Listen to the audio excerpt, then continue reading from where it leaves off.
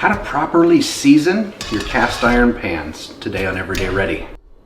So cast iron cookware is a popular thing in this crowd, the survival, the prepper, the camping, the outdoor crowd. But there is a right and a wrong way to clean these and protect them and season them. So I'm going to show you that today. Step one is how to properly clean them.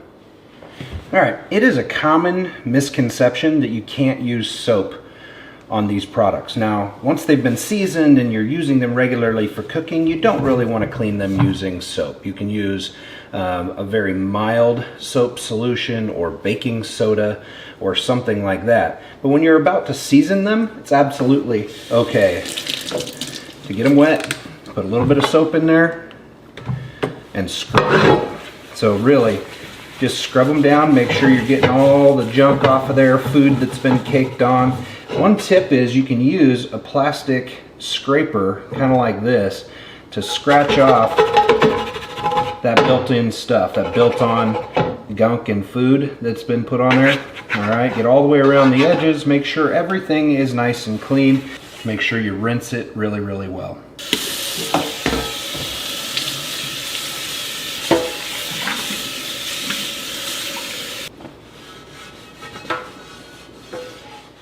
All right, the next step is to coat the pan with a vegetable oil. Vegetable oil, like a straight up vegetable oil, is usually best because it's actually got a very high burn temperature, or higher than like a virgin olive oil, which is what I'm going to be using today because I don't have a straight up generic vegetable oil.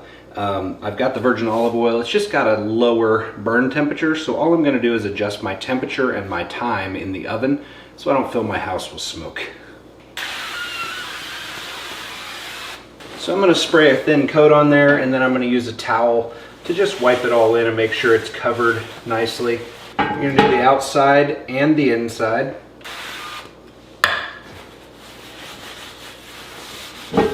Don't forget the handle. Okay, next step is to go ahead and preheat our oven. I'm going to use 300 degrees. And we'll wait for that to preheat, and then we'll get this thing going. We're going to put foil in the bottom of the oven because we're going to tip that pan upside down when we put it in here. There might be some oil drips. You don't want to drip that down onto your burner in the bottom of your oven. So put some foil down in the bottom to catch those drips.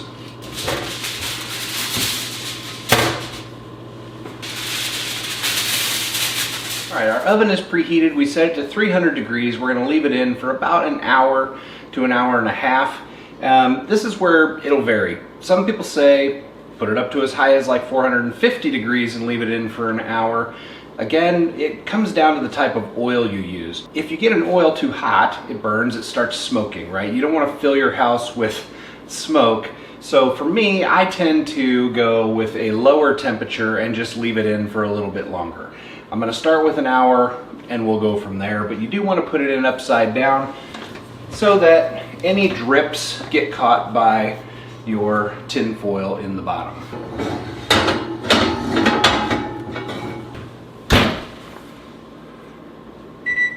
Now we wait.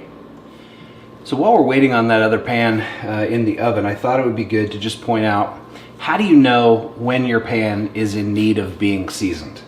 All right, now it's going to be real hard to pick this up on camera, but this particular pan we bought from an auction house, and it probably has not been seasoned in a lot of years. It's completely like shiny. It's not that dark black kind of look that they are when they're nicely seasoned.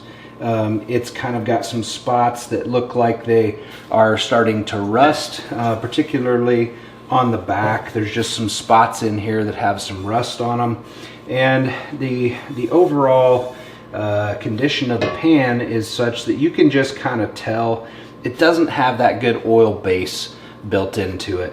So a couple of times a year you should probably re-season your cast iron pans just to keep them up the way that they're supposed to be. Now if you do a lot of regular cooking in one and it's greasy, oily type of foods that are not too acidic, because you know, if you leave, let's say you cook something acidic in there with a lot of, like say, oranges or lemons or something like that, and you leave that food sitting in your pan even overnight, those acids can really start to break down the finish of your pan. But if you just cook normal things like, you know, fish or burgers or whatever it is, and you use a vegetable oil or something base for that, pan will maintain a lot nicer finish for longer, assuming you also don't accidentally overheat it.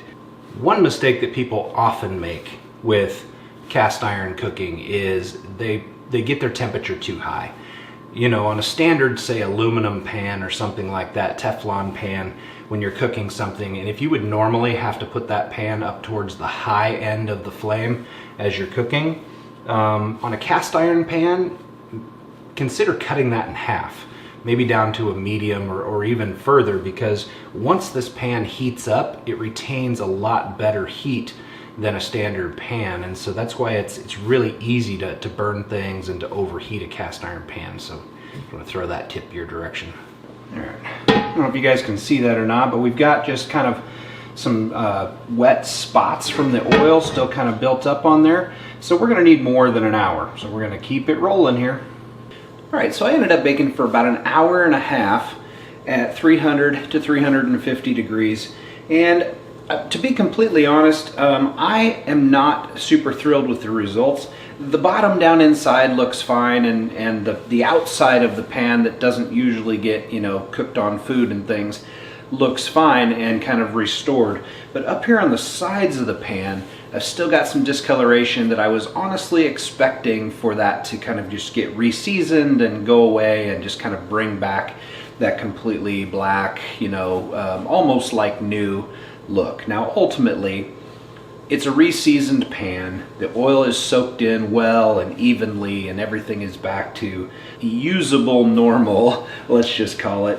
The process is sound. Hopefully you guys learned something about the proper ways to clean and re-season and maintain these cast iron pans. These things obviously will last a lifetime for yourself and any of the generations to come behind you, if they're properly cared for. So that was the intent of the video today. Make sure you hit that subscribe button for me. Sure would appreciate that.